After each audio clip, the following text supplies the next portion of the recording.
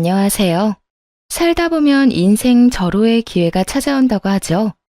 저에겐 이혼이 인생을 바로잡을 최고의 기회이지 않았나 싶네요.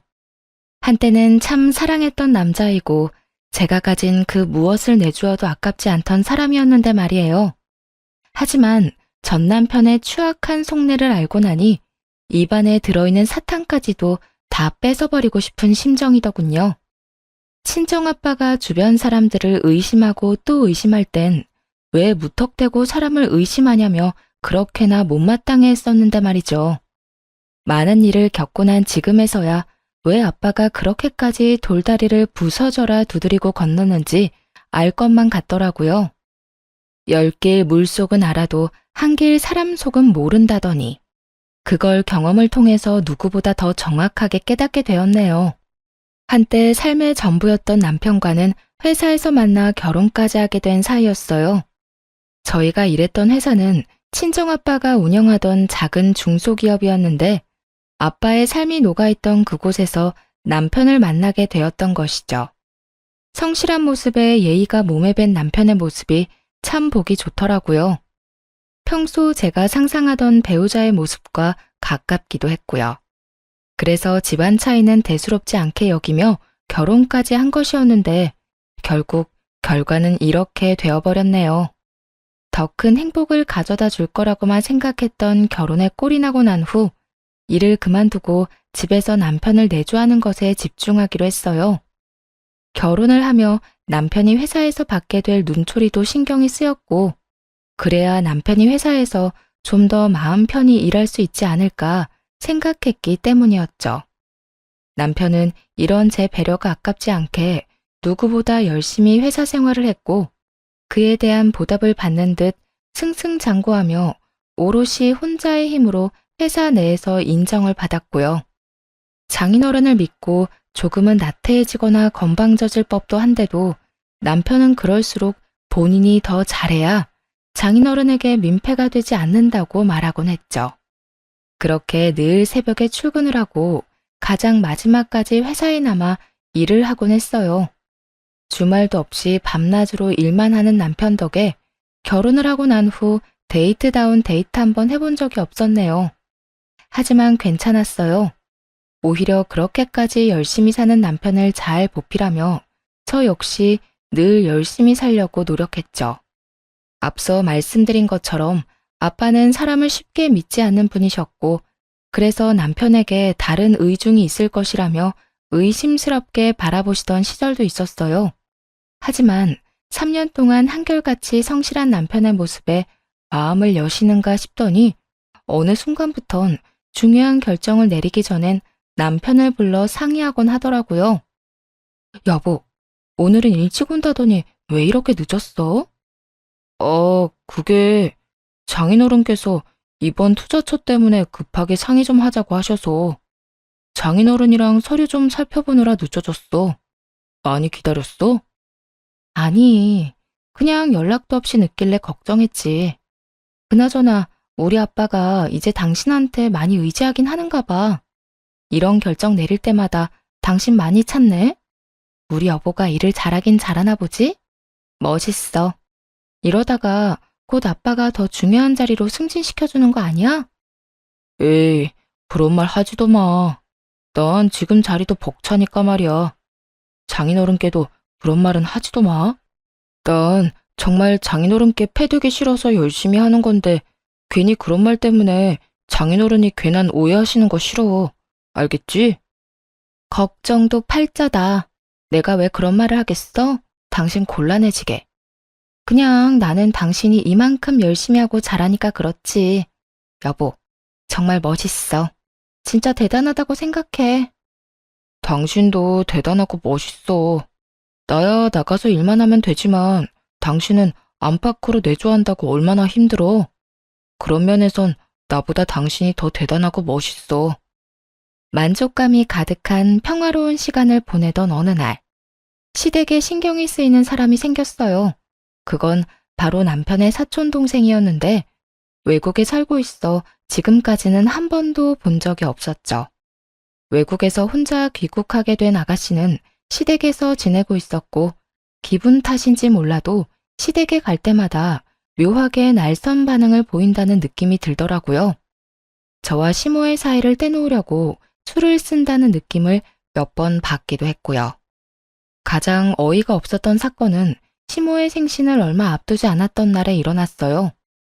시모와 오랫동안 이야기한 끝에 약속했던 데이트를 하기로 한 날이었죠.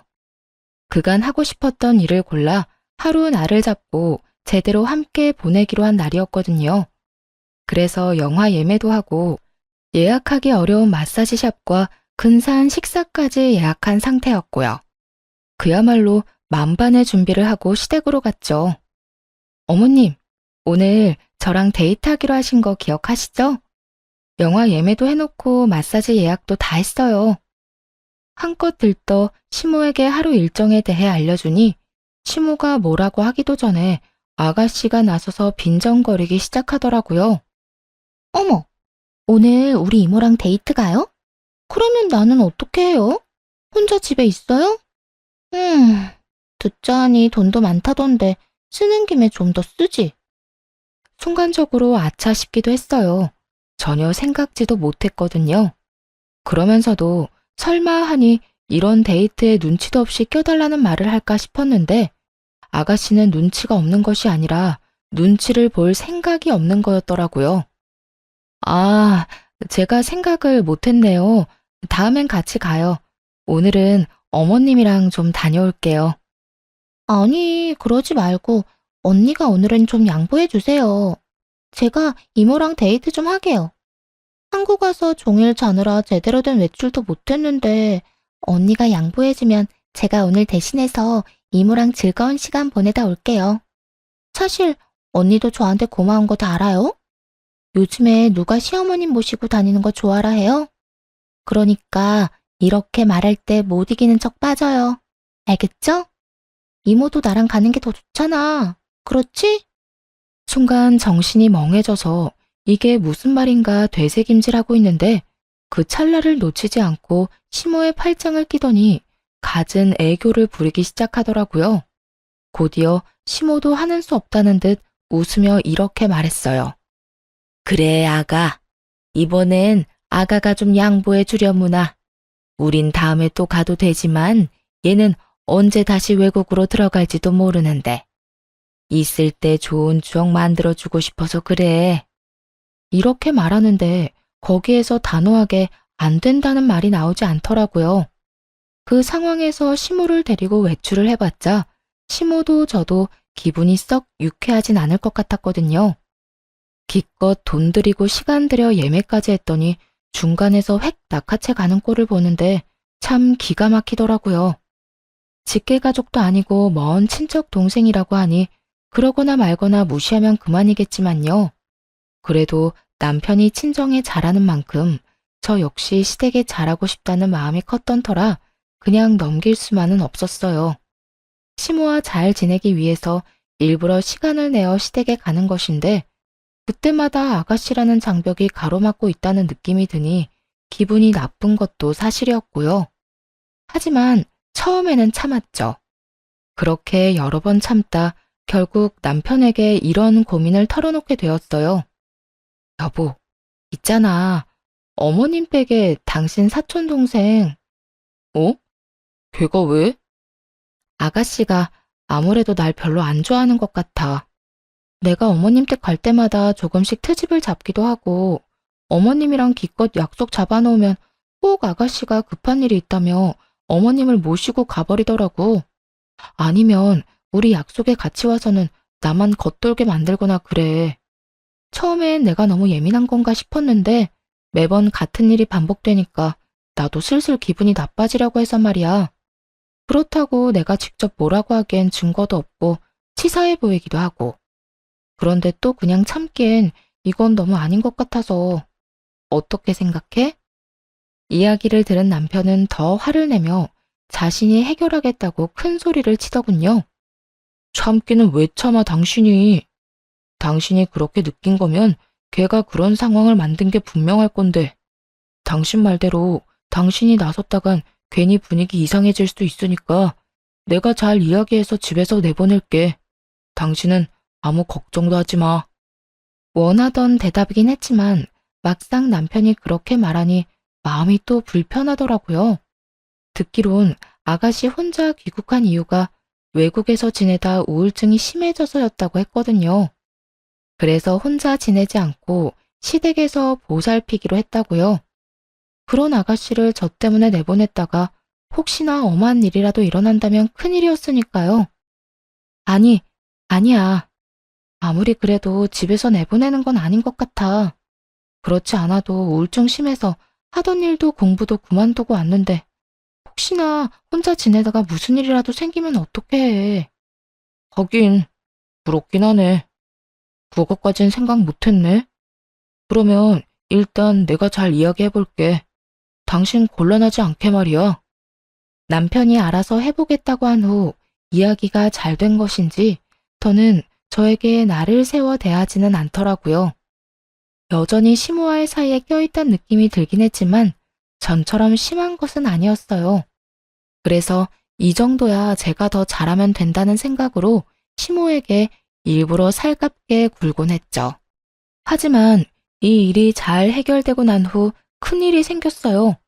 그건 바로 친정아빠가 갑작스럽게 입원을 하게 된 것이었죠. 나이가 있으시니 가끔 몸이 좋지 않으면 입원을 해 쉬시곤 했는데 이번엔 어디가 많이 안 좋으신 건지 여러 검사들을 받으며 입원 기간이 길어지더라고요. 엄마, 아빠 어디 많이 편찮으셔? 입원한 지가 언젠데 퇴원은 고사하고 왜 아무 말도 안 해주는 거야? 나 진짜 답답해, 겁도 나고. 겁날 것도 많다 많아. 아직 검사 결과가 안 나와서 그래.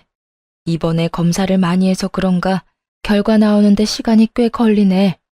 그러니까 너무 걱정하지 말고 넌 네 할 일 하고 있어. 자세한 건 나중에 이야기하자, 천천히. 어느 하나 명확하지 않은 엄마의 대답은 더욱 불안하게 만들었고 무서운 생각도 들어 걱정만 늘어가고 있었어요. 딸바보라 소문난 아빠의 사랑을 듬뿍 받고 자랐던지라 온통 아빠에게 신경이 곤두서 있던 상황이었죠. 그런데 그 와중에 남편이 점점 이상하다는 느낌이 들더라고요. 여보, 오늘 나 병원 갈 건데 당신도 같이 갈래? 난 오늘 일 때문에 중요한 약속 있는데. 왜 그 있잖아. 중요한 거래처 사장님이랑 요즘 조율하고 있다고 했던 거. 그 일로 오늘 만나기로 했어. 아, 그거? 그런데 그건 저번 주에 마무리했다고 하지 않았나? 그 일 때문에 당신 늦는다고 하고 새벽에 들어왔었잖아. 그때 분명히 마무리했다고 들은 것 같은데? 그게 내 착각이었지 뭐야? 난 충분히 좋은 쪽으로 마무리됐다고 생각했는데 상대방 생각은 다르더라고. 그래서 오늘 다시 만나 뵙기로 했어. 처음엔 저보다도 자주 병원에 들락날락하던 사람이 이런저런 핑계를 대며 병원의 발길을 끊어버리기도 했고 시댁을 핑계 삼아 외박을 하는 날도 생겨나기 시작했어요. 여보, 오늘도 많이 늦어? 오늘 엄마한테 좀 다녀와야 할 것 같아. 며칠 전에 연락이 왔는데 아들 얼굴 까먹겠다며 오라고 성화셔서 말이야. 무슨 일 있는 것 같기도 하고 아마 전화로 할 말은 아닌 것 같고 얼굴 보고 해야 할 말 같아서 오늘 가보려고. 아, 그래? 그러면 나도 오늘 어머님 댁으로 가 있을까?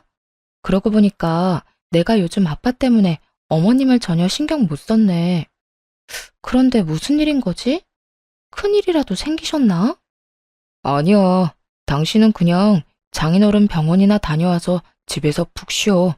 그렇지 않아도 신경 쓸 일 많은 사람이 시댁까지 왜 챙겨? 우리 엄마 그렇게 이해심 없는 사람 아니니까 당신은 그냥 쉬고 나 혼자 다녀올게. 아니다. 오늘 간 김에 하루 자고 거기서 바로 출근할 테니까 당신은 내 밥 걱정하지 말고 푹 쉬어. 걱정을 하지 말라고는 해도 걱정이 될 만한 상황이었어요. 시댁에 일이 있다. 혹은 시모가 찾는다는 이유로 시댁에 가는 날은 잦아졌거든요. 더구나 막상 다녀와서는 무슨 일 때문인지 이렇다 할 설명도 없었고요. 아무리 제가 친정일 때문에 정신이 없다고는 하지만 그게 아니라 정말로 말하지 못할 법한 큰일이라도 생긴 것은 아닌지 어느 순간부터 걱정이 되기 시작했네요. 그래서 시모에게 전화를 걸어 상황을 떠보기로 했어요. 어머님, 잘 지내시죠? 그럼, 난 잘 있지. 사돈 어른은 어떠시니? 아직 병원에 계신다고 들었는데. 네, 아직 병원에 계세요. 이런저런 검사 다 받으시고 결과 기다리고 계세요. 댁에는 별일 없으시죠? 몸은 좀 어떠세요? 응, 난 아픈 곳도 없고 별일도 없어. 넌 너나 걱정하려무나. 요즘 병원 왔다 갔다 하느라고 마음고생 심하지? 이럴 때일수록 네 건강은 네가 챙겨야 하는 거야. 입맛 없어도 끼니는 꼭 챙겨 먹고. 알겠지? 네, 어머님. 혹시나 집에 무슨 일 있으면 꼭 연락해 주세요. 혹시나 저 생각해서 숨기지 마시고요. 그래, 알겠어. 혹시나 네 도움 필요한 일 있으면 꼭 연락할 테니 걱정하지 말거라. 시모의 목소리는 밝았고 무슨 일을 숨긴다고 하기엔 태연하기까지 했어요. 하지만 남편은 이런저런 일이 생겼다며 시댁에서 자고 온다고 했었고 점점 그런 남편이 이상하다고 생각했죠.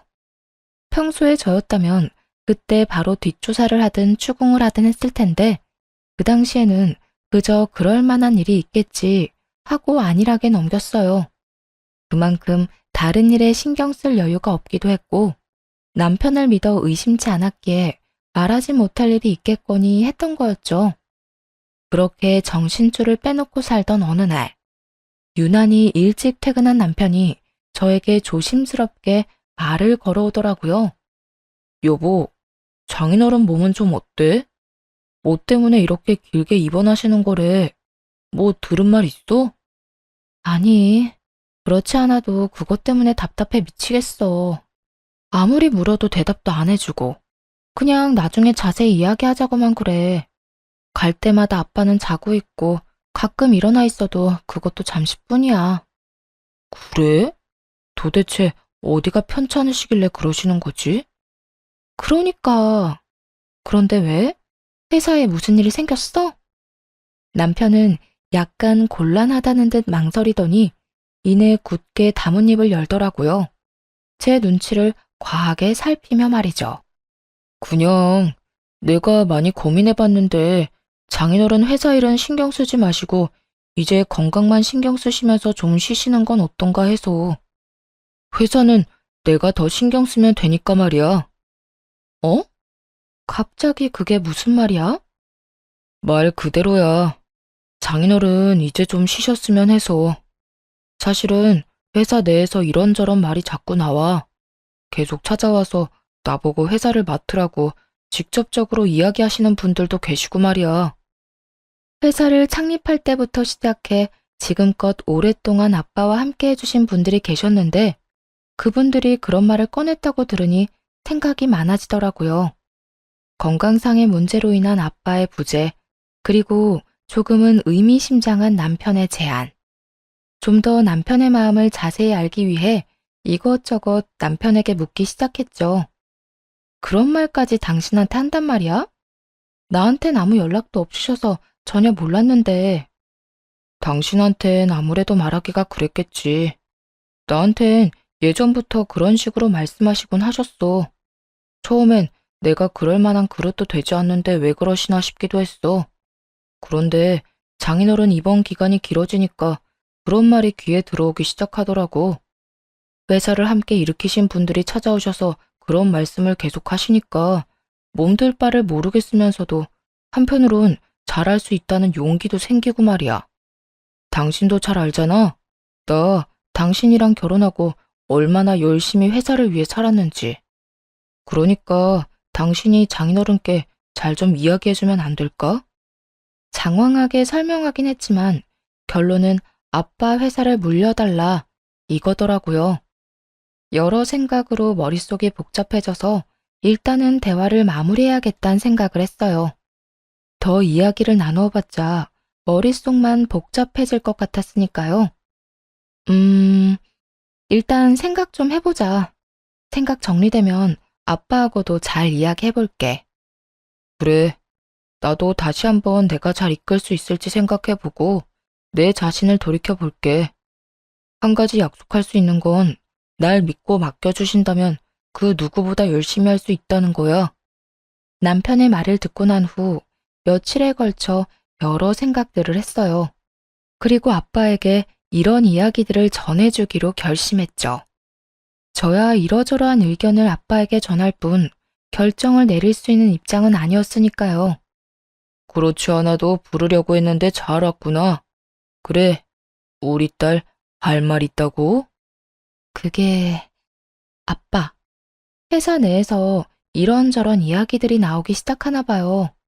아무래도 아빠 건강 문제도 있고 박서방한테 회사를 물려주고 아빠는 이제 좀 쉬시는 게 어떤가 하는 말이요. 저도 이런저런 생각을 많이 해봤는데 아빠 생각은 어떤지 궁금해서요. 그래? 그렇지 않아도 박서방 문제로 상의할 것이 있어서 부르려고 했는데 통한 것 같네, 딸. 그날 아빠와 전 여러 이야기들을 나누었고 아빠는 변호사와 남편을 불러 유언장을 쓰기 시작했어요.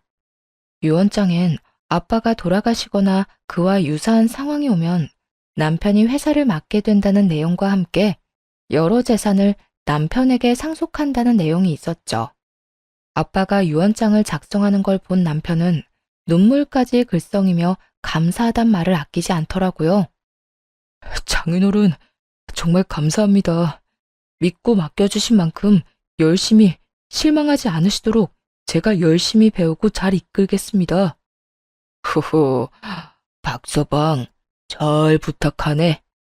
아직은 내가 사장 자리를 지키고 있긴 하지만 내가 없으면 자네가 다 맡아 해야 할 자네 회사네.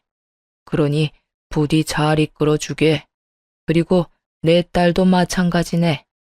우리 귀한 딸 눈에서 눈물 나지 않도록 박서방이 많이 아껴주고 사랑해주게. 걱정하지 마십시오, 장인어른. 회사는 물론이고 제 와이프 눈에서 눈물 나는 일 절대로 없도록 하겠습니다. 아시지 않습니까? 이 사람을 저 자신보다도 사랑하고 아끼는걸요. 그러니까 다른 걱정은 하지 마시고 건강 하나만 신경 쓰시면서 지내주세요. 그래, 여러모로 자네를 믿어보겠네. 훗날 무슨 일이 일어나는지를 모른다면 참 아름다운 장면이었죠. 눈물을 글썽이며 아빠의 손을 잡은 남편과 그런 남편의 손을 두 손으로 감싸주고선 바라보는 아빠. 정말 드라마에서 보던 장면 아닌가요? 하지만 이런 드라마 같은 상황은 찰나와도 같았어요. 유언장을 쓰고 얼마 지나지 않아 엄마에게서 연락이 왔으니까요. 그 연락을 받은 건 다름 아닌 남편이었어요. 네, 장모님. 이렇게 일찍 무슨 일 있으세요?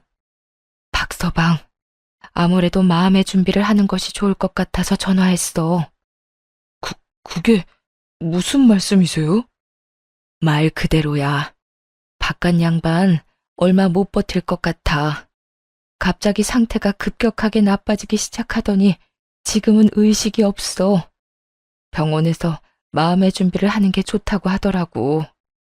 어떻게 이렇게나 갑자기... 장모님은 좀 괜찮으세요?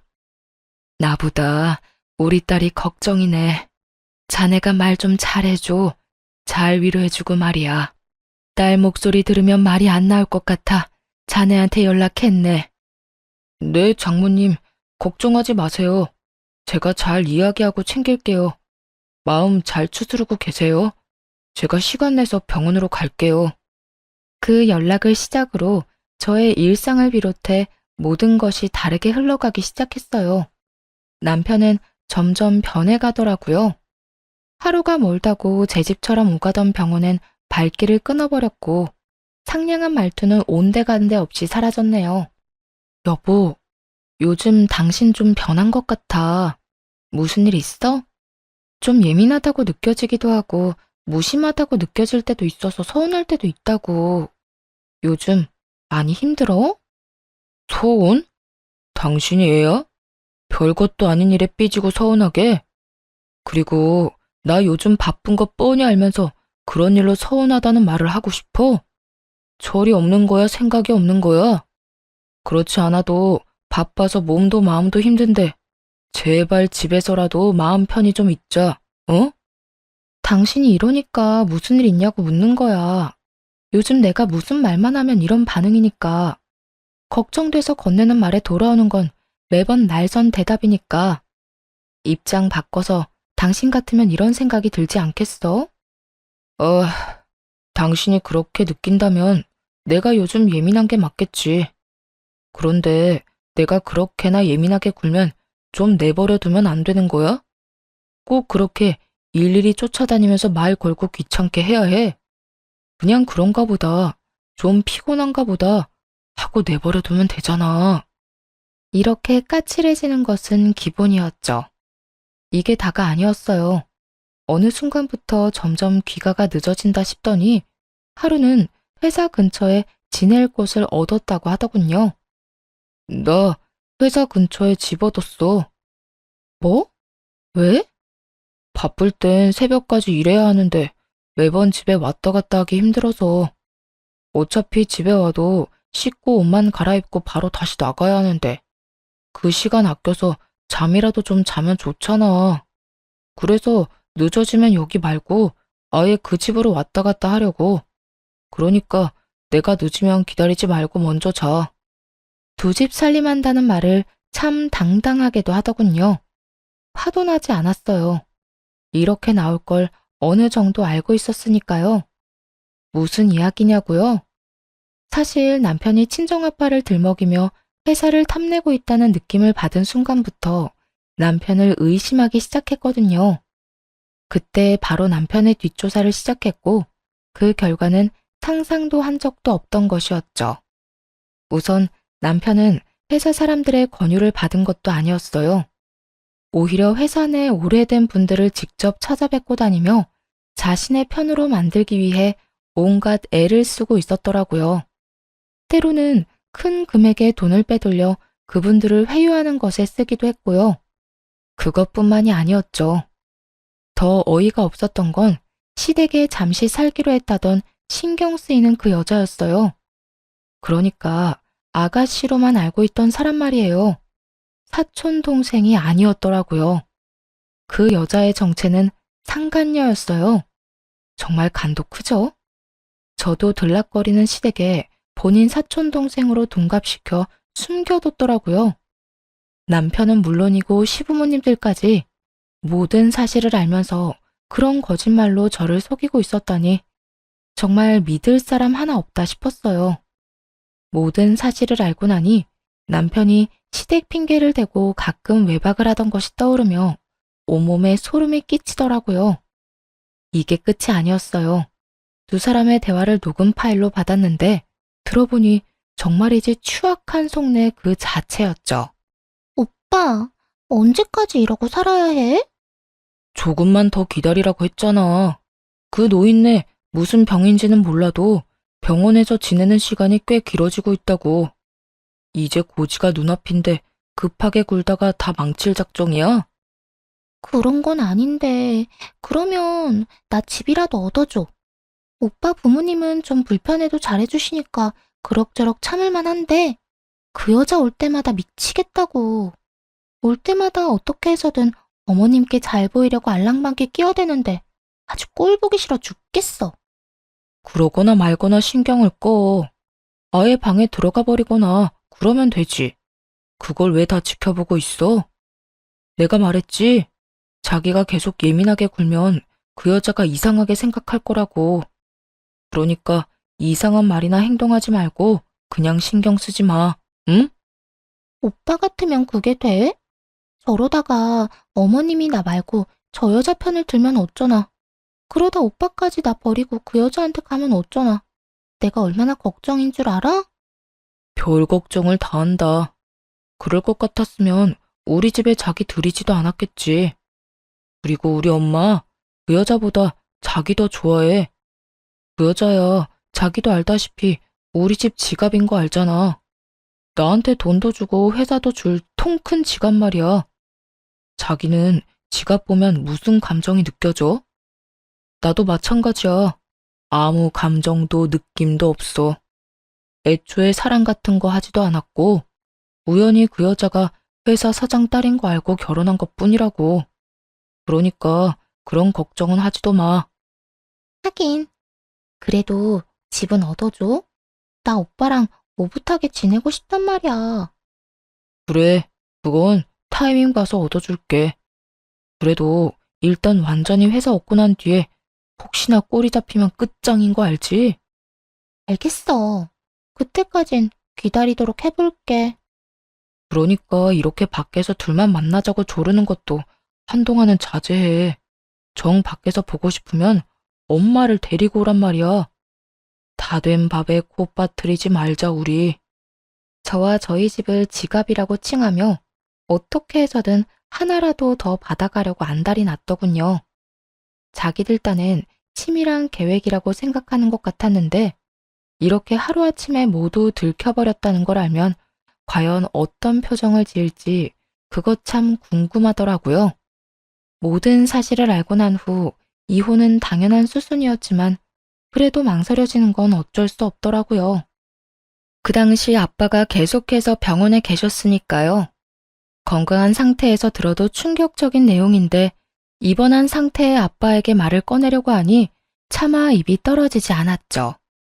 그렇게 이러지도 저러지도 못하며 시간만 보내던 어느 날, 엄마에게 연락을 받았어요. 그렇지 않아도 마침 이 모든 것을 말씀드리기로 결심이 섰던 터였죠. 아빠, 그리고 할 말이 있는데요. 사실은 박서방 다른 여자 있어요. 우울증이 심해서 시댁에 와 있다던 박서방 사촌동생, 사실은 상간녀였더라고요. 물론 시댁에서도 이걸 다 숨기고 모른 척 했던 거고요. 그리고 아빠 회사를 노리고 있는 것 같아요. 조심스럽게 지금껏 알게 된 사실을 꺼내놓자 아빠는 복잡한 표정을 지으며 한숨을 쉬시더라고요. 아, 너도 결국엔 알게 됐구나. 오늘 내가 보자고 한 것도 이것 때문이었다.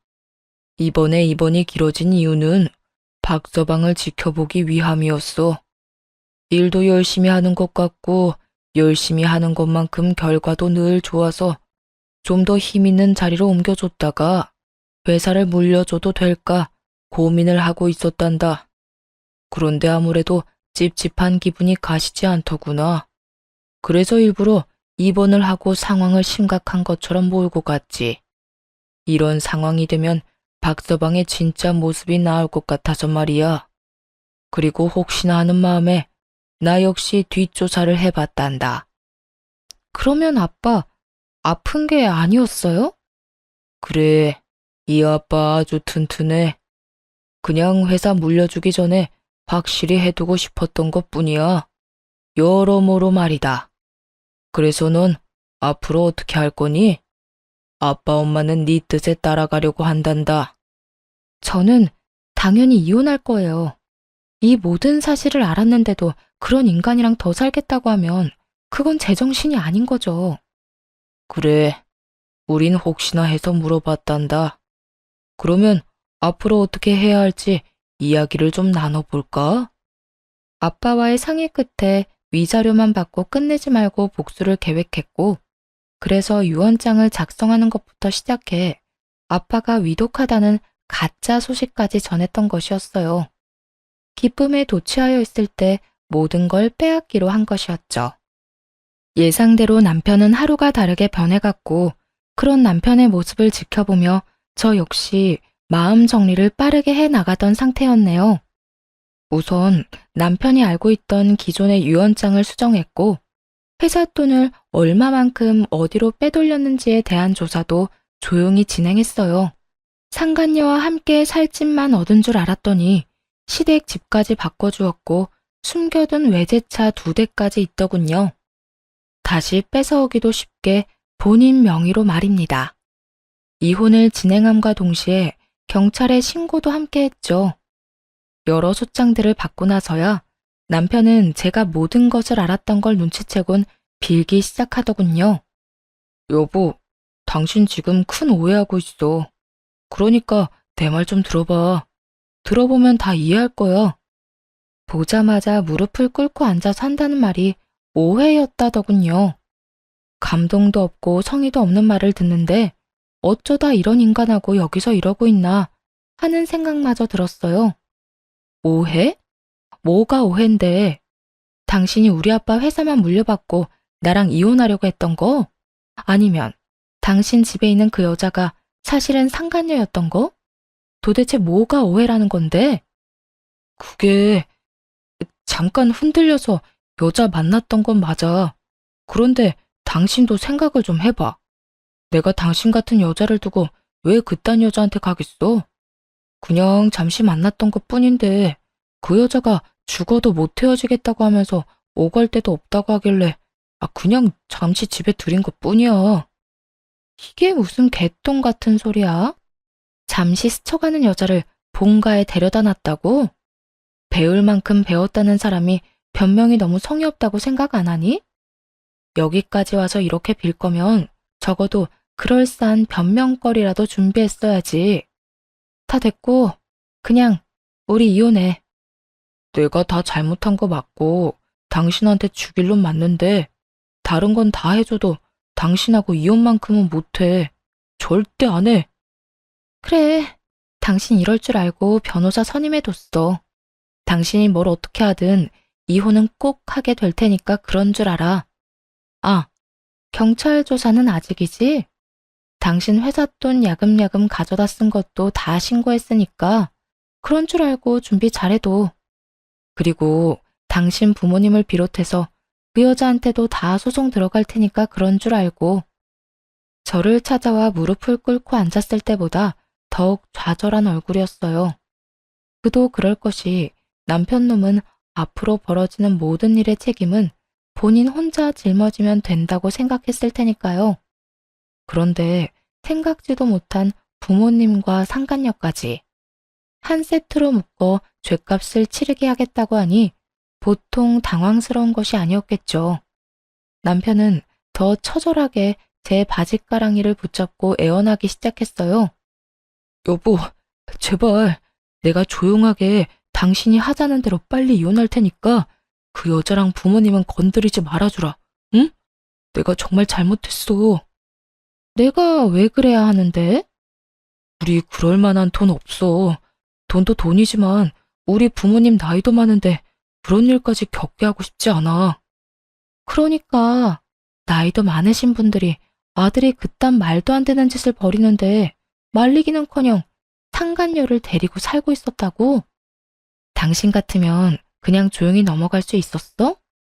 당신 말대로 나이 지긋한 양반들이라 그냥 그렇게 넘어가는 거야. 아니었으면 나 진짜 가만 안 뒀어. 알고나 있어? 뻔뻔하게도 상간녀와 시부모를 감싸는 모습에 저는 고함을 꽥 질러버렸어요. 저에게 씻을 수도 없는 상처를 준 두 사람을 감싸는 인간 쓰레기의 모습에 더는 침착함을 유지할 수 없었으니까요. 함께 결혼 생활을 하며 이런 제 모습을 본 적이 없었던 남편놈은 꽤나 충격을 받은 표정이더라고요. 참 웃기지 않나요? 마음속으론 그깟 고함이 아니라 더 심한 상상을 오만 가지는 했는데 고작 그 고함 한 번에 그런 표정을 보였다는 게 말이에요. 여보, 정말 화 많이 났구나. 그걸 말이라고 하니? 넌 나뿐만 아니라 내 가족, 그리고 내 가족이 한평생을 갈고 닦은 터전까지 다 기만했어. 그런데 화가 많이 났냐고? 그런 당연한 걸 묻고 싶어? 내가 진짜 말도 다 하지 못할 만큼 잘못했어.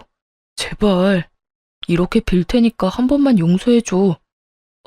그래, 장인어른.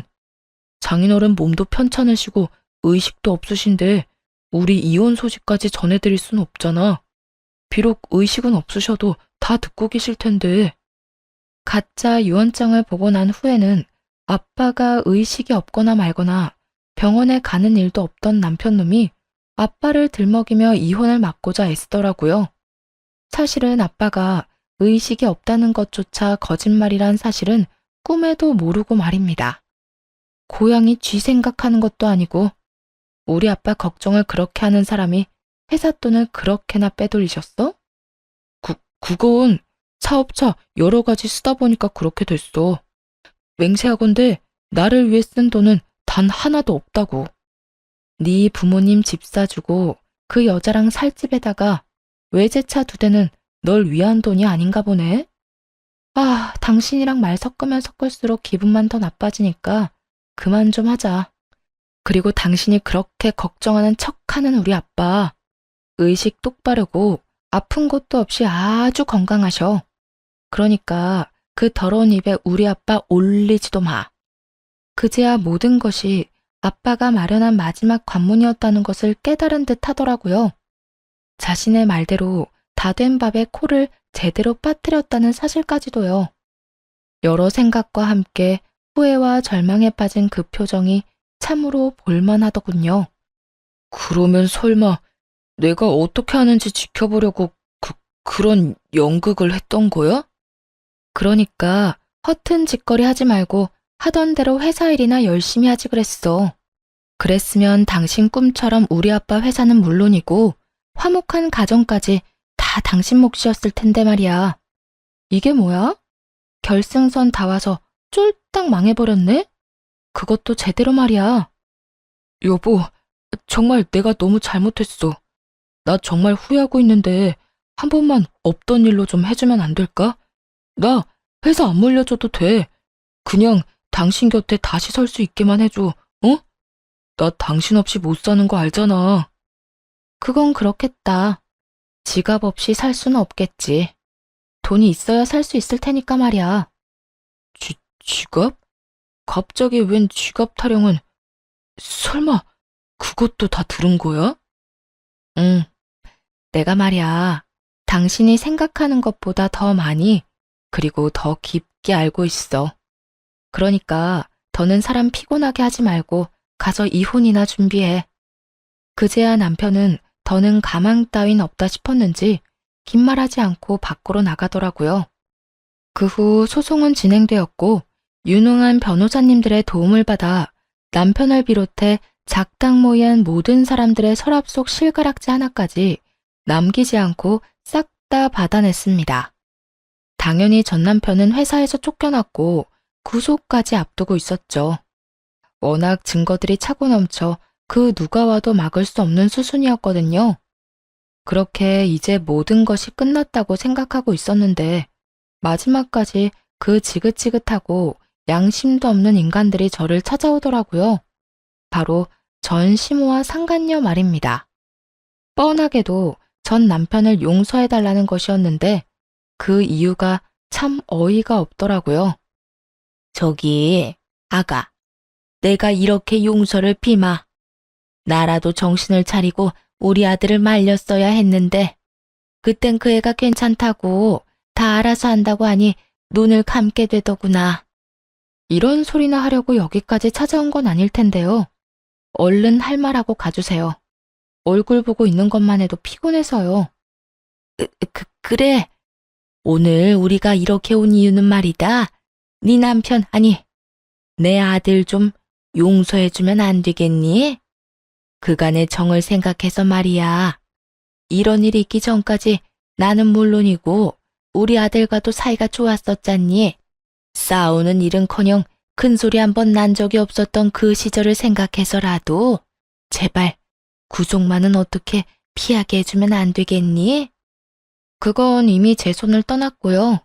설사 방법이 있다고 한들 그럴 생각 전혀 없어요. 이런 말이라면 이만 돌아가 주세요. 바빠서요.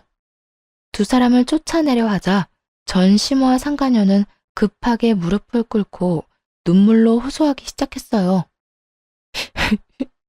아가, 그러지 말고 한 번만 용서해다오. 너도 알다시피 네가 다 뺏어가고 우리가 가진 거라곤 빚뿐이란다.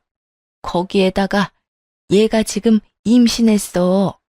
배는 하루가 다르게 불러올 텐데 애 아빠도 없이 어떻게 출산하고 애를 키워? 그래요, 언니. 제가 정말 잘못했어요.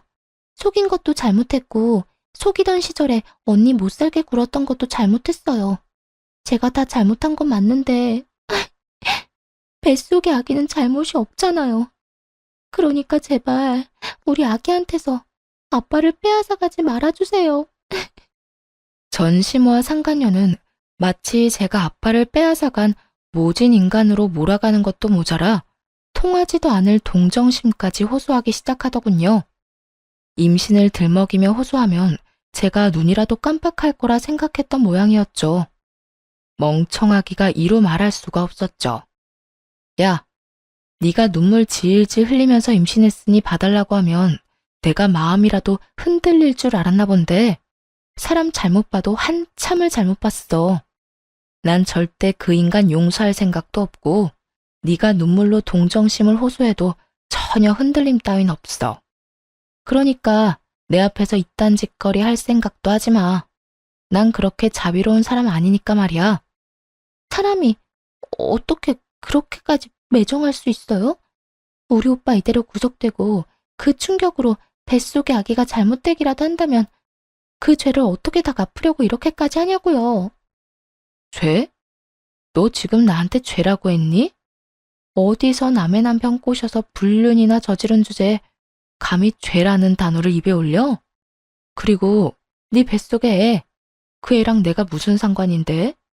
혹여나 그 애가 잘못된다고 한들 그건 내 탓이 아니라 너희들 탓이야. 그러니까 이상한 피해자 흉내내지 말고 당장 꺼져. 지금 봤으면 알다시피 내가 노인 임산부 배려할 만큼 좋은 사람이 아니라서 말이야. 이 인연이 진짜? 누군 네가 예뻐서 이러고 있는 줄 아나 본데 나도 너 싫고 짜증나거든? 그 어떤 방법으로도 마음을 돌릴 수 없다는 걸 깨달은 상간녀는 욕짓거리하며 손을 치켜 세우더군요. 전 바로 그런 상간녀의 손을 붙잡아 그대로 집 밖으로 쫓아내버렸어요. 그 모습을 본 시모 역시 저에게 화를 내며 언성을 높이기 시작하더라고요. 너 지금 홀몸도 아닌 애한테 뭐 하는 짓이야? 그러니까요.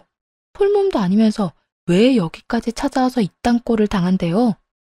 손버릇은 또 얼마나 안 좋은지 태교해야 할 사람이. 어쨌든 난 할 말 다 했으니까 2번 다신 찾아오지도 마세요. 그렇게 전 시모 역시 내쫓아 버렸어요. 내쫓기는 순간까지 어떻게 해서든 해를 가해보려 노력하는 듯 했지만 보기 좋게 질질 끌려 나가고 말았죠. 그 후 전 남편은 구속이 되었고 누구 하나 돈 버는 재주가 없었던 전 시부모와 상간녀는 빚쟁이가 되어 길거리에 나앉았다고 하더라고요.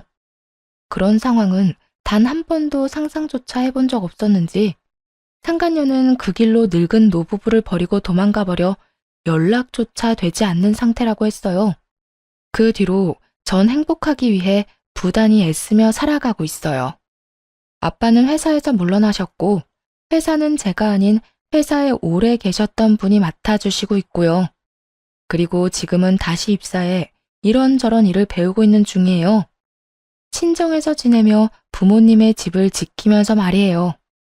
두 분은 요즘 여행을 다니시며 행복한 시간을 보내시는 중이라 집이 비는 날이 더 많아 혼자 사는 거나 마찬가지네요.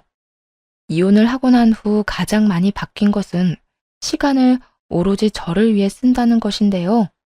결혼 생활을 할 땐 모든 시간이 전 남편만을 위해 쓰였는데 이혼을 하고 나니 그것이 그렇게 후회가 되더라고요.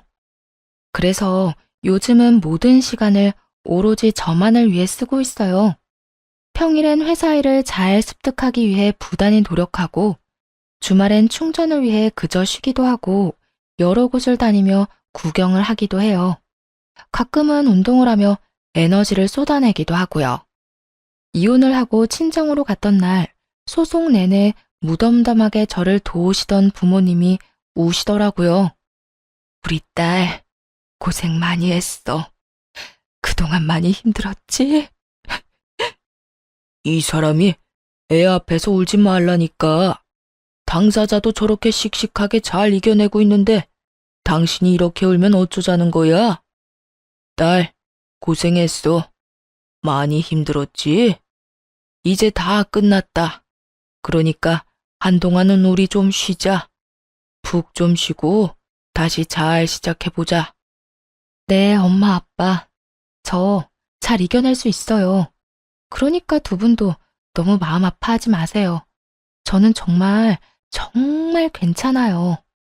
한번 무너졌던 우리 가족은 지금은 보란 듯이 잘 지내고 있어요. 아빠 말씀대로 저흰 긴 휴식기를 지나 평온을 찾았고요. 앞서 말씀드렸다시피 부모님은 부모님대로 저는 저대로 새로운 출발을 시작했으니까요. 그럼 저는 행복한 시간을 보내기 위해 물러가 볼게요. 제 긴 사연 함께 해주셔서 감사합니다. 애청자분들 모두 행복하세요.